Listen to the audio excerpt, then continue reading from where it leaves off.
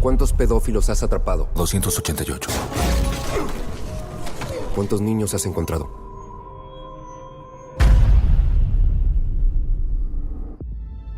Este es el crimen internacional con más rápido crecimiento que el mundo haya visto.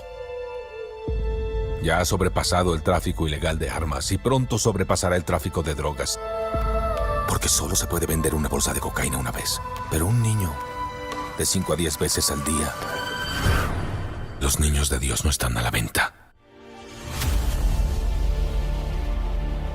En cuanto cierro los ojos, veo los rostros de esos niños.